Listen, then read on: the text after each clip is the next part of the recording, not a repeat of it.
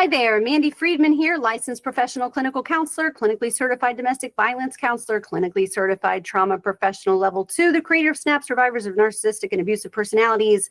And I'm back talking about Succession season 4 with my brother Andrew. Hi, Andrew. Hey, Mandy. I'm excited to be back to talk about Succession. Today, we're going to cover episode 1 of season 4.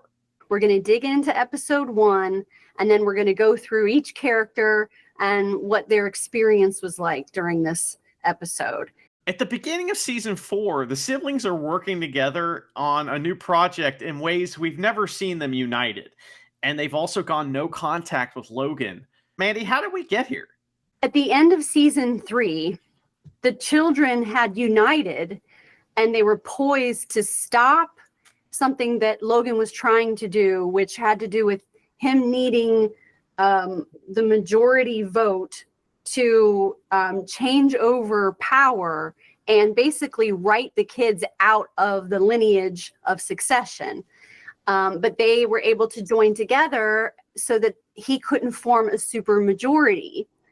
But somehow Logan found out about their plan, and they show up and they're confronting him and they're like, we're going to stop you.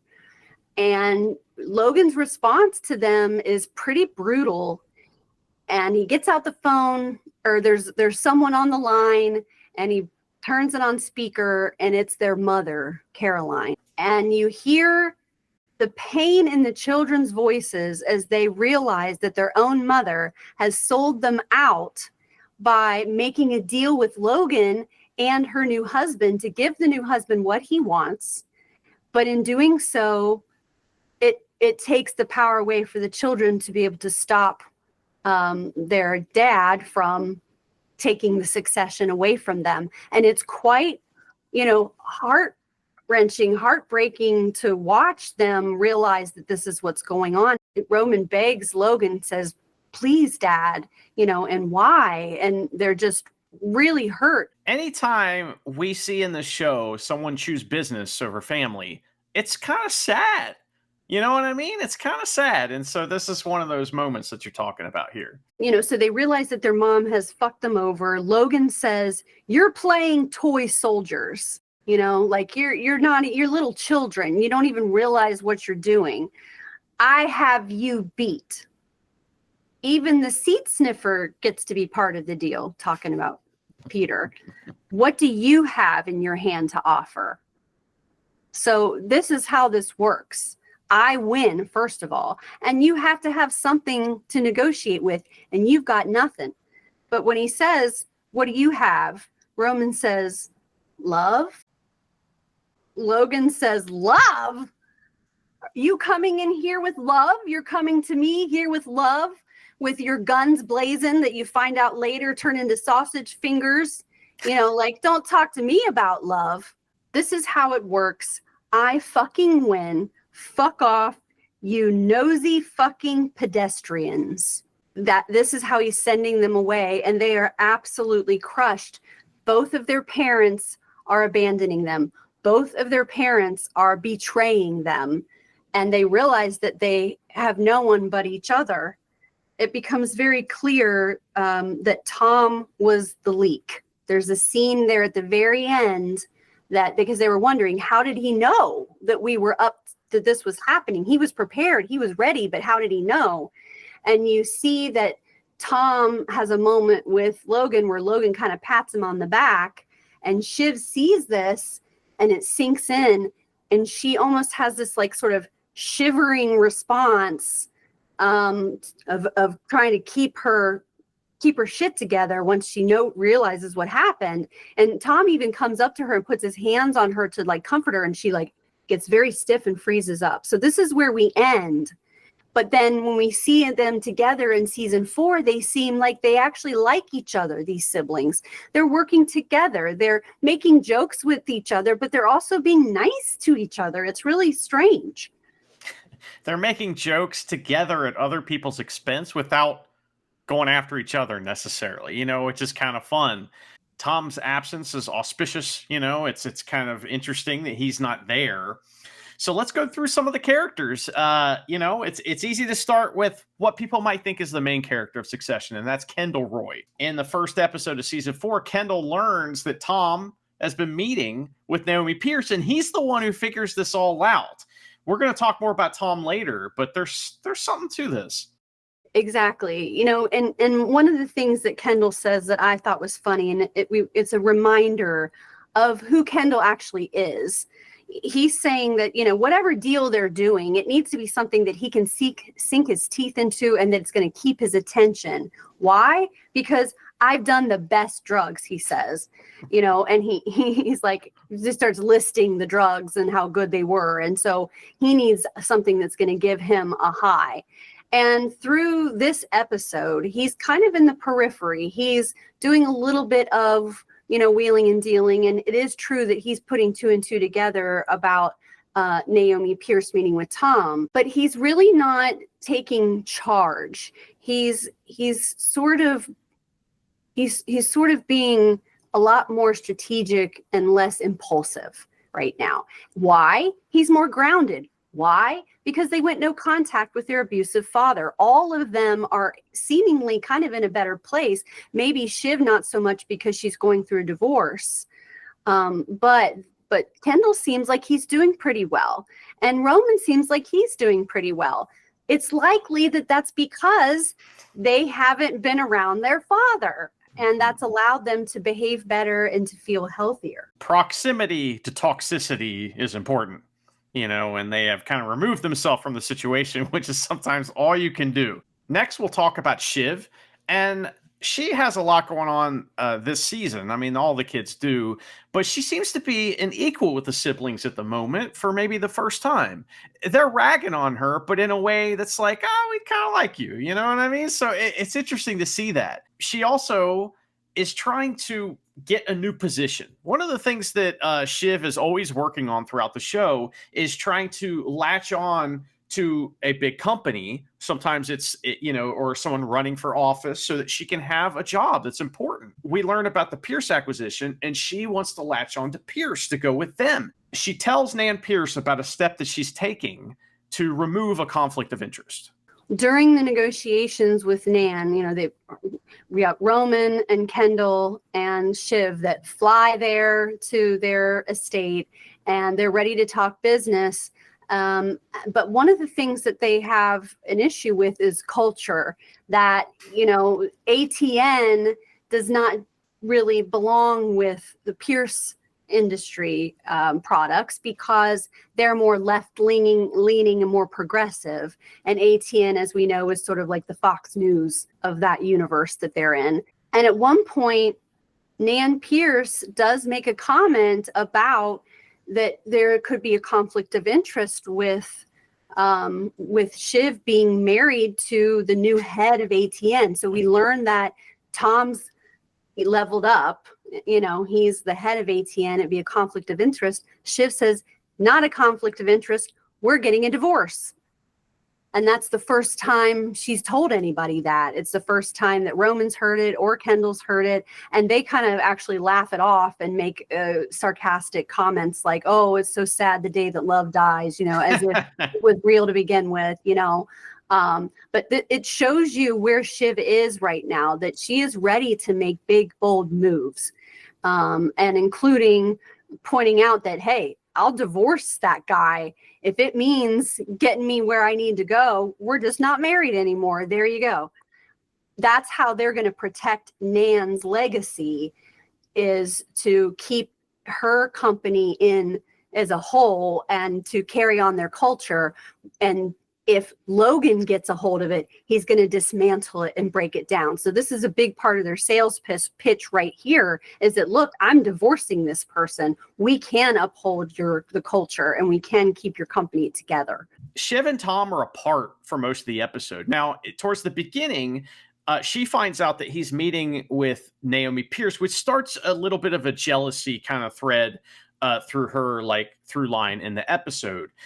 At the end of the episode, she happens to go home for the first time, maybe in a while. Tom's there. And so they kind of have a little run in. She tries to rant at him, but he has his own kind of ammo to throw. Shiv has a tendency towards depression, we know, because she believes she's unlovable. And that's all part of this jealousy thing.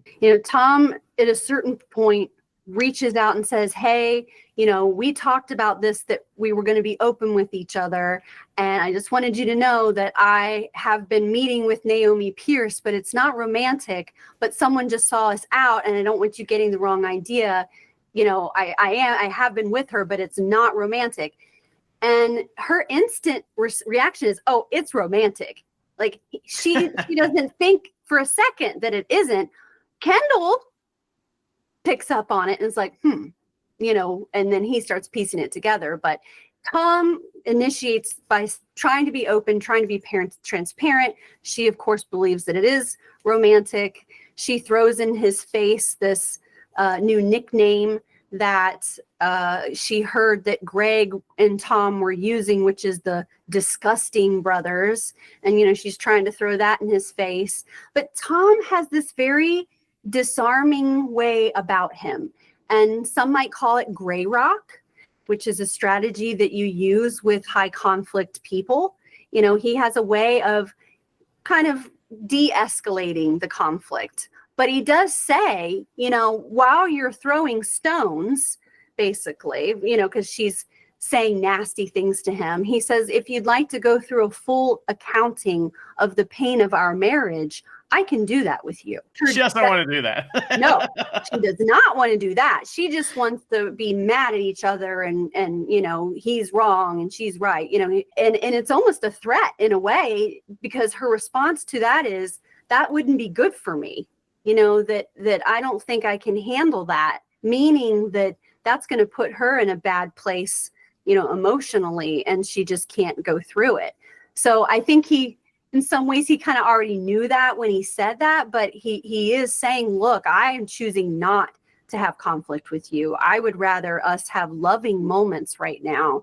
And they kind of do have a loving moment. So they sit down on the bed together and they just sort of acknowledge between the two of them that the marriage is over. He says, this makes me sad. And she's like, yeah, right. Sure, you're sad. But you see that she's very sad, but she doesn't believe that he's sad.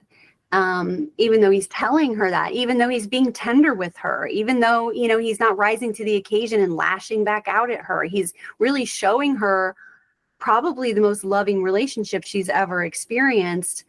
And she doesn't believe that she deserves that kind of love. So she would never believe that he would actually love her in the ways that he seems to. She won't let him love her because she doesn't believe it's real. Maybe it's nothing, but I find it intriguing that when Shiv gets cornered, she acts like Logan a little bit.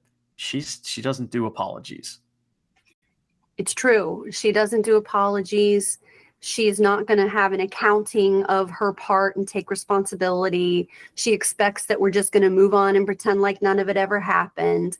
But I think in her case, because, she had the mother that she had and we saw their relationship. I mean, God, at Shiv's wedding, especially, that relationship was on full display. I mean, having a narcissistic mom like that leaves you feeling like that you're never enough and that you're unlovable. Then you have a father who doesn't take you seriously, who calls you Pinky and pats you on the head and doesn't take you seriously, no matter what you do, no matter how perfect you are.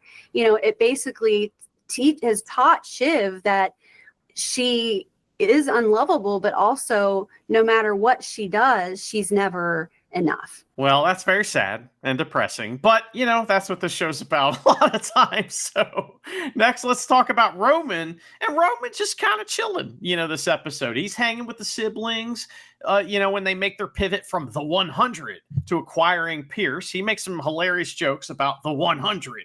And but he's laying low a little bit this episode. Roman starts to get frustrated because Kendall and Shiv are changing directions. They're working on this 100, but now they're interested in this deal with Nan Pierce. And he calls them out and he says, you only want this because you're trying to fuck Dad.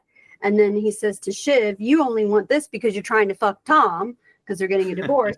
But I'm actually trying to make a good business deal here. And then Shiv points out that Roman's just afraid of conflict. Mm-hmm.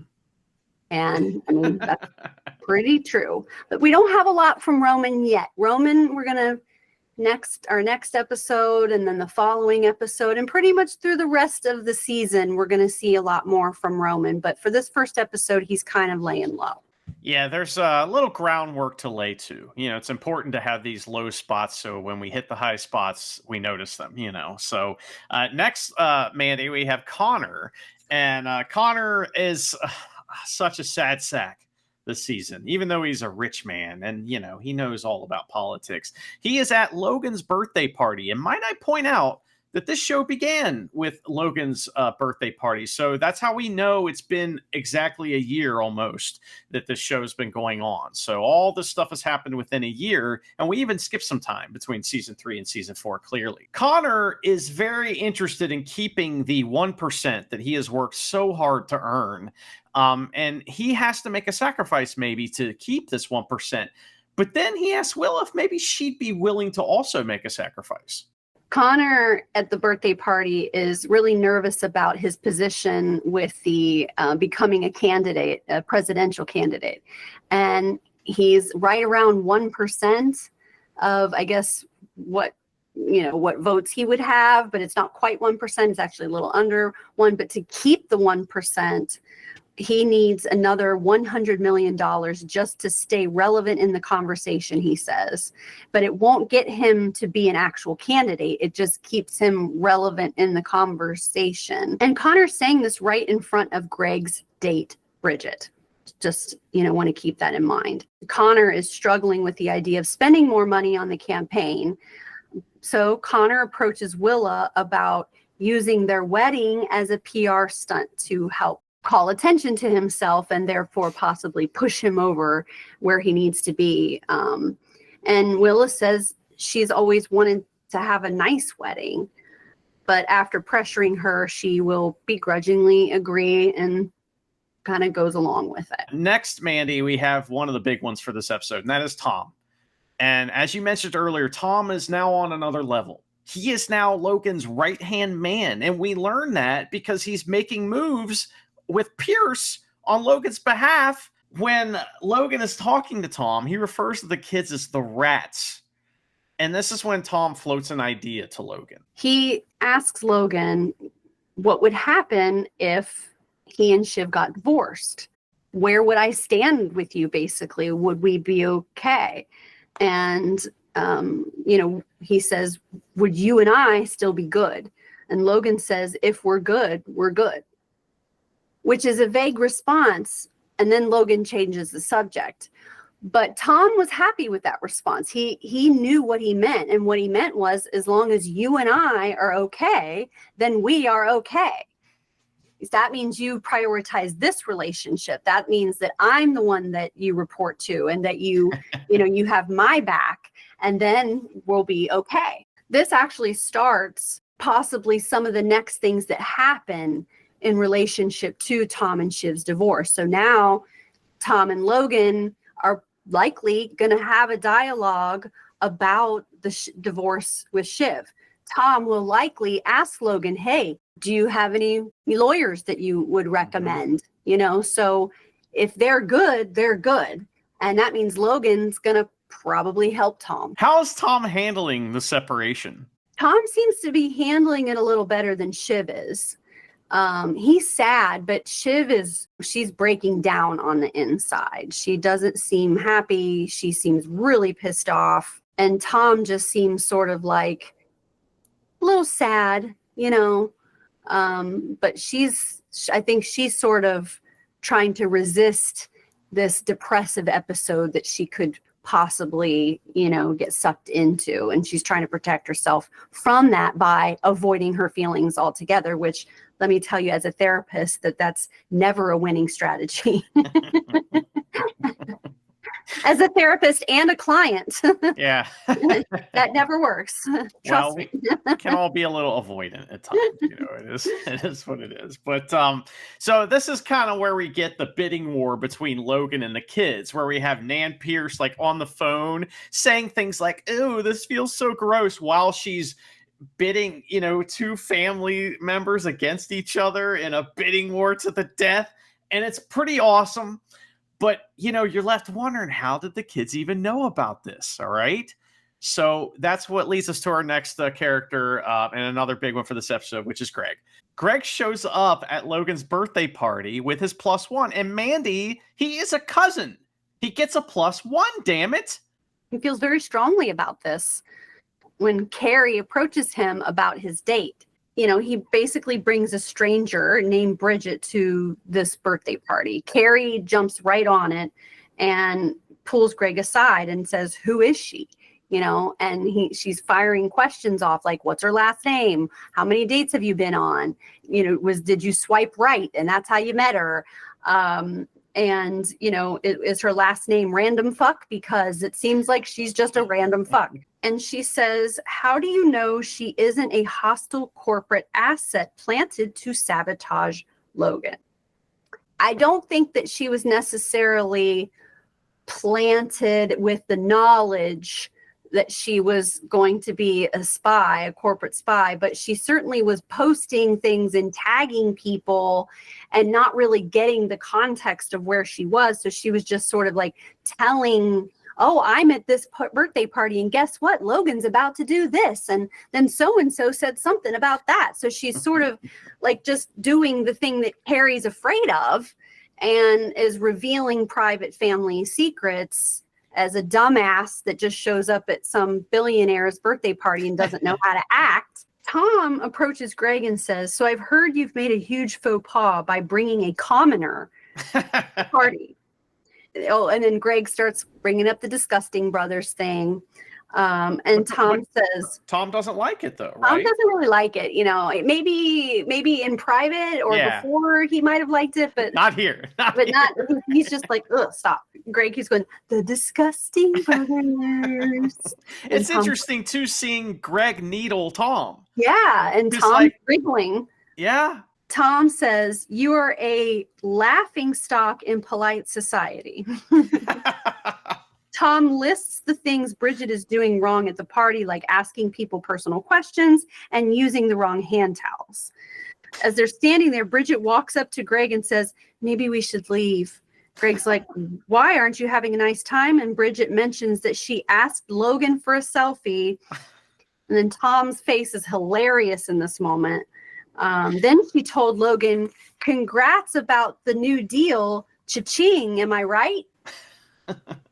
Tom tells Greg this is a disaster. Greg knows it's a disaster. What does he choose to do? He chooses to have sex or have some kind of sexual encounter with Bridget somewhere in the house, which then he comes to Tom to tell him, "Guess what I just did?" And Tom's like, "You are fucked.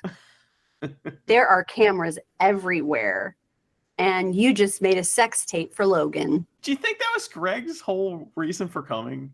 Was to do that? Why would he do that? After just hearing everybody saying, "Get rid of this person," he takes her in another room and does something. It's like, it's such a strange situation. Maybe he was trying to get one last thing out of this situation because this relationship was about to end. Because Greg bails when it's time to get rid of the date. In fact, he lets Colin, Logan's best friend and driver, handle this situation. We know that Colin had initially asked Greg to come along so that he could help explain to Bridget why they needed to go through her phone. Because at this point, they know that we need to see what she's been putting on social media, so on and so forth. And when Greg hears that, he starts tiptoeing back up steps away and says that he thinks he's going to let Colin handle this alone. He says, "I don't want to see what happens at Guantanamo." He doesn't want to see how the sausage is made. Like, he presents it like it's a wise idea. I shouldn't see that.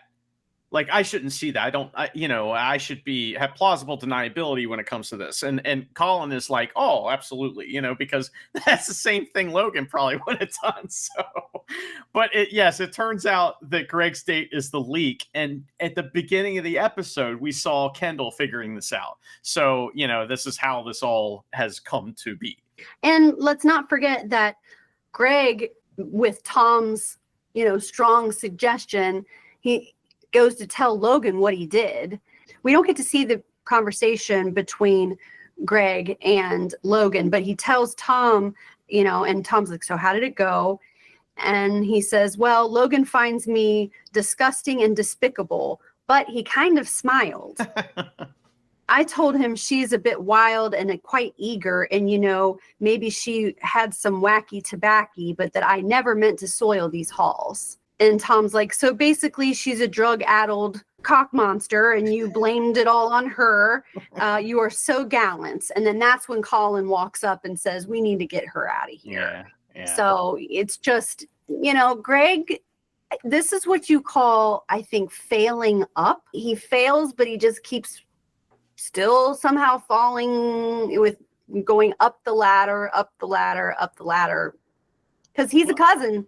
So he's a cousin, and he deserves maybe that's what it is. But I mean, with Tom being the head of ATN, now Greg is a powerful executive, and so it's no longer, it's funny, no one's coming up to him going, hey, this girl's out of your league anymore. They're saying the opposite. A lot of things presented in this first episode to let us know things have changed for these characters, and that's one of them. One of the people who things have changed for quite continually is Logan. And Logan is on hold. Nan Pierce puts him on hold during this bidding war. And Logan demands to be entertained.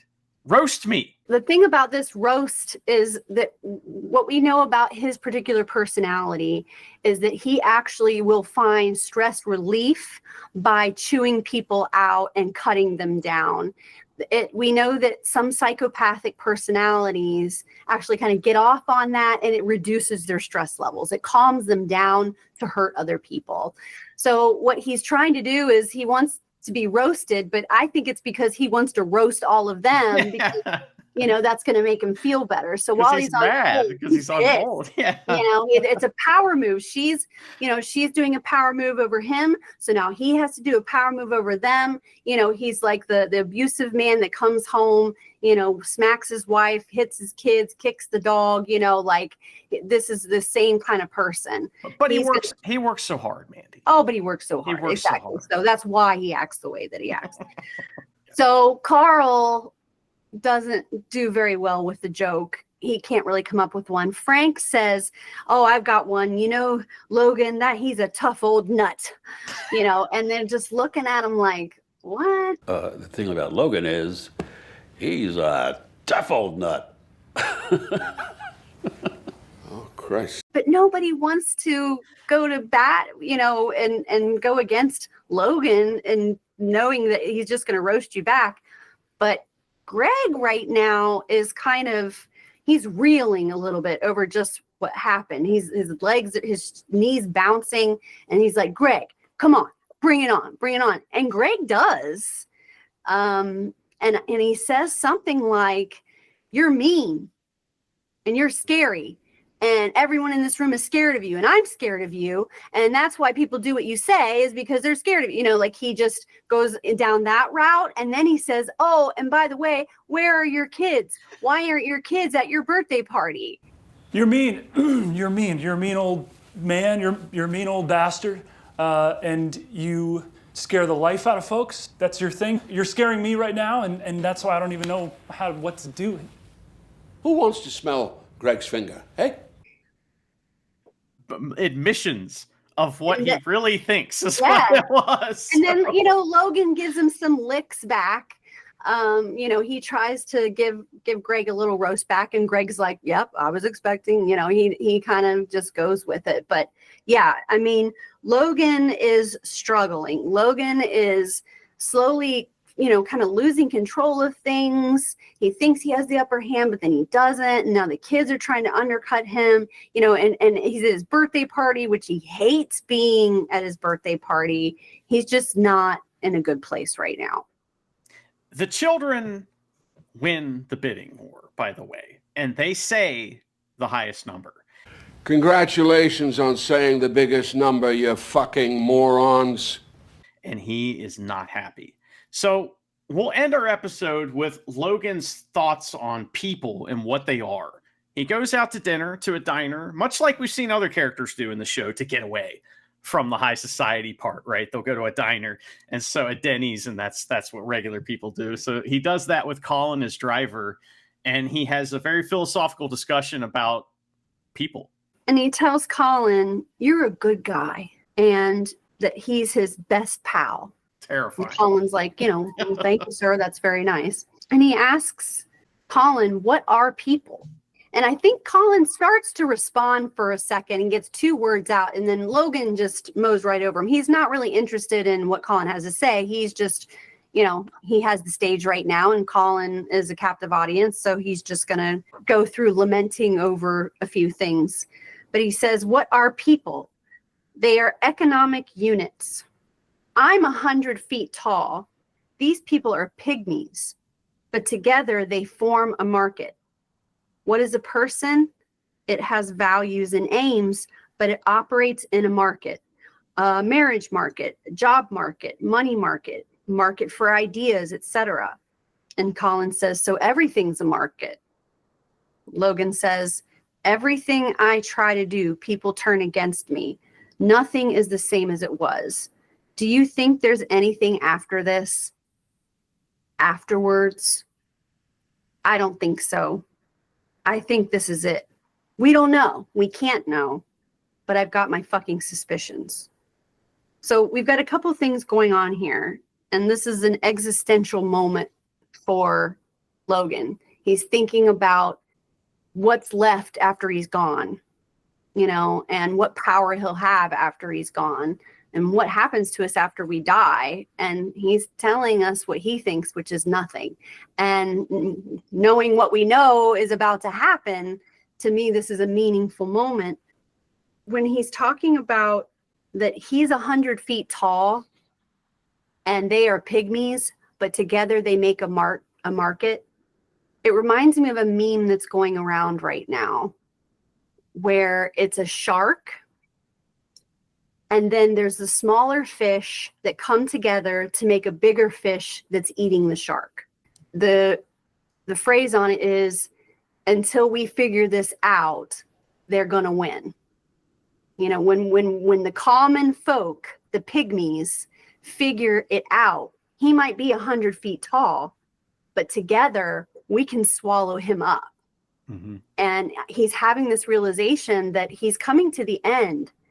And that his understanding of people is that he kind of needs them in a way because they are the market, but they are just units to him. They're not actually humans. And that's all that there is. That all these things that he's saying, this market, this war of him versus the world, that's all there is for him.